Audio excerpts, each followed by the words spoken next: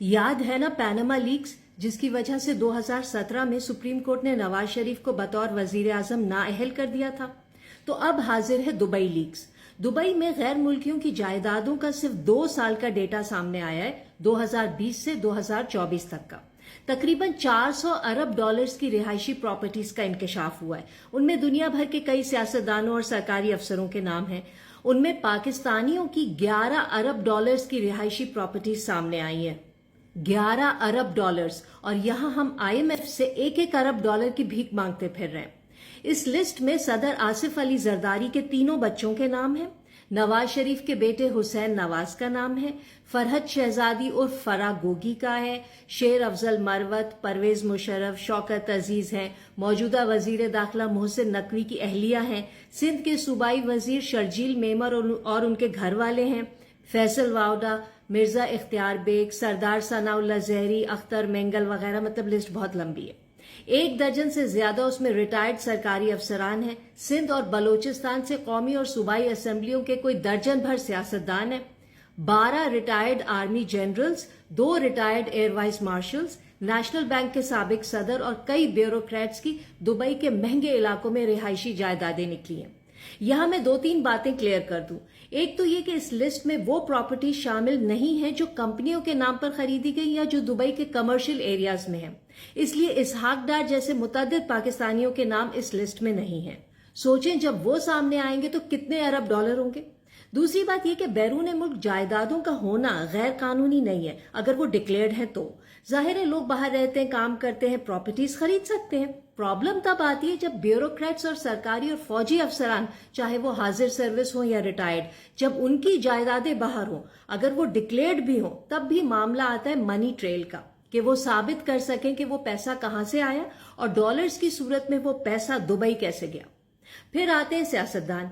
जिन सियासतदानों के नाम आए दुबई लीक्स में, उनमें से कई ने वजाहत दे दी है कि जी हमारी ये प्रॉपर्टीज डिक्लेयर्ड हैं। कई ऐसे हैं जिन्होंने साबका अदवार में एमनेस्टी क्लेम की थी और कई ऐसे हैं जिन पर सवालिया निशान है।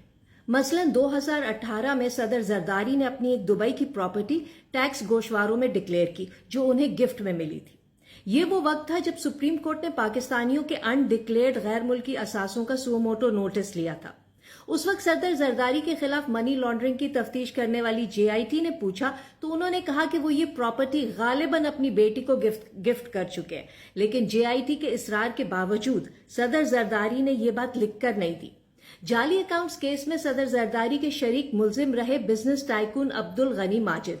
उन्होंने 2014 में अपनी वेल्थ स्टेटमेंट में डिक्लेयर किया था कि उन्होंने तकरीबन 33 करोड़ रुपए की कोई चीज किसी को गिफ्ट की, लेकिन क्या गिफ्ट किया, किसे किया, ये नहीं बताया।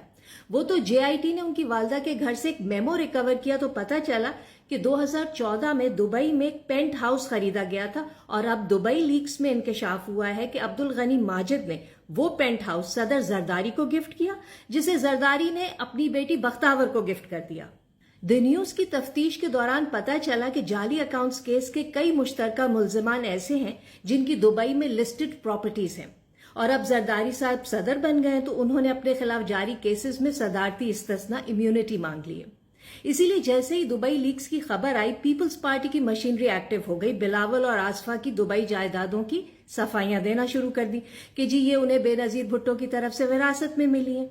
लेकिन ये भी तो देखना चाहिए कि विरासत में दी गई जायदादों के लिए पैसा कहां से आया, क्योंकि बेनजीर भुट्टो और जरदारी के खिलाफ स्विस बैंक अकाउंट्स केसेस कोई बहुत पुरानी बात नहीं है। इंटरेस्टिंगली जाली अकाउंट्स केस में बख्तावर को गिफ्ट की गई दुबई प्रॉपर्टी के बारे में पीपल्स पार्टी अभी तक खामोश है। FBR के साबिक चेयरमैन शब्बर जैदी हैं, किसी चैनल पर वो कह रहे थे कि जब वो FBR के चेयरमैन थे तो उन्होंने दुबई हुकाम से उन पाकिस्तानियों की लिस्ट मांगी थी जिनके पास अकामे हैं। उस पर दुबई वाले शिकायत लेकर इमरान खान के पास पहुंच गए और तब बकौल उनके इमरान खान ने कहा कि अभी हम कल ही दुबई से 1 अरब डॉलर लेकर आए तो उनसे पंगा ना लो। लेकिन अब जब दुबई लीक्स का डेटा अवेलेबल हो गया है तो पाकिस्तानी हुकाम की जिम्मेदारी है कि वो सियासतदानों, ब्यूरोक्रेट्स और सरकारी अफसरान की मनी ट्रेल का जायजा लें, क्योंकि अवाम के पैसों पर नौकरी करने वालों का तो डायरेक्ट कॉन्फ्लिक्ट ऑफ इंटरेस्ट बनता है। और फर्ज करें, मान लें कि सबकी मनी ट्रेल साबित हो जाती है, तब भी एक बहुत बड़ा इखलाकी मसला है। پاکستان جس معاشی بحران سے گزر رہا ہے، دبئی جیسے ملکوں سے کہہ رہا ہے کہ ہمارے یہاں سرمایہ کاری کرو، لیکن ہمارے اپنے ہی سرکاری افسران اور سیاستدان اپنا سرمایہ ملک سے باہر رکھ رہے ہیں، ایک طرح سے پاکستان سے باہر سرمایہ کاری کر رہے ہیں کہ جیسے انہیں پاکستان کے مستقبل پر اعتماد ہی نہ ہو۔ عام شہریوں سے کہا جاتا ہے کہ معیشت خراب ہے، ملک کے لیے قربانی دو، تو پھر سیاستدانوں اور سرکاری افسران کو بھی قربانی دینی چاہیے۔ ان پر یہ پابندی ہونی چاہیے کہ وہ بیرون ملک جائیدادیں نہیں رکھ سکتے، کیونکہ جب تک ان کے پاس پلان بی رہے گا کہ حالات خراب ہوئے تو باہر بھاگ گئے، تب تک وہ پاکستان کی حالت بہتر بنانے میں دلچسپی نہیں لیں گے کہ یہ سونے کا انڈا دینے والی مرغی ہے، یہاں سے کماؤ اور باہر چلے جاؤ۔ یہ سلسلہ بند ہونا چاہیے، اور جو ریٹائرمنٹ کے بعد کسی اور ملک میں پراپرٹی خریدے اس کی پینشن بند ہونی چاہیے۔ پھر بہت سے لوگوں نے یہ وضاحت دی کہ یہ دبئی کی پراپرٹی ہمارے والدین نے ہمیں گفٹ کی، ہمارے بچوں نے گفٹ کی، یا کسی انجانے شخص نے گفٹ کر دی، مطلب پراپرٹی نہ ہوئی، کپڑا جوتا ہو گیا، آتے جاتے گفٹ کیا جا رہا ہے۔ وراثت اور گفٹ کے پیچھے چھپنے والوں کو بھی چیک کرنے کی ضرورت ہے۔